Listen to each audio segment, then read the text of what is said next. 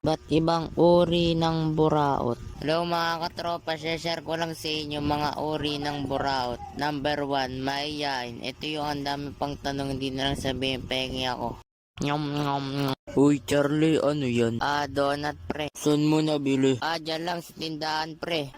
Mukhang masarap. Masarap ba yan? Oo, masarap. Ang dami mong tanong. Gusto mo ba? Oo, sana kung gusto mo. Oo, sa'yo na. Ang dami mong tanong.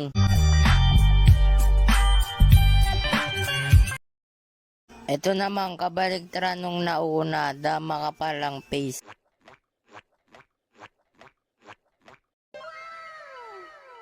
Buti na lang may 20 petot pa ako. Pabili nga pong paltos. Uy, ang sarap Pengi naman ako. Hindi pa nga nabubuksan eh. Ako na magbubukas.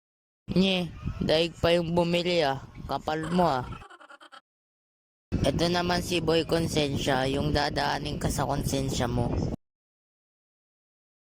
Pre, bili mo naman ako kahit isang stick lang. Nako pre, wala na akong pera eh. Sige pre, ganyan ka na. Sige, ganyan na pala ugali mo.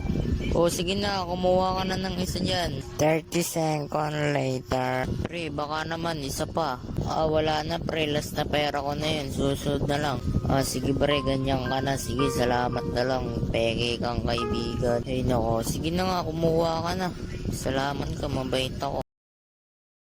Ito naman yung dahok, yung hindi lang nabigyan, siya pa yung galit. Sarap. Uy, pengi naman. Pasensya na pre, wala na. Ano ba yan? Anong wala na? Wala na nga ni, ubos na. Hindi pwede pre, bili mo ako ng donut na kinain mo. Hindi pwede, bili mo ako. Angas mo ikaw na nga yung humihingi ko pa, Gret. Kung ikaw kaya bumili, wala na nga pera yung tao Mapanakit, ito yung hindi lang nabigyan, grabe na manakit. Balita ako, birthday mo daw kahapon, baka may cake ka pa dyan. Pasensya na pre, wala na. Cake lang ayaw mo pa magbigay.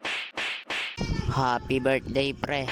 At yun lang naisip ko mga tropa, kung gusto nyo matagdagan, comment lang kayo dyan sa baba. Ikaw, naburautan ka na ba?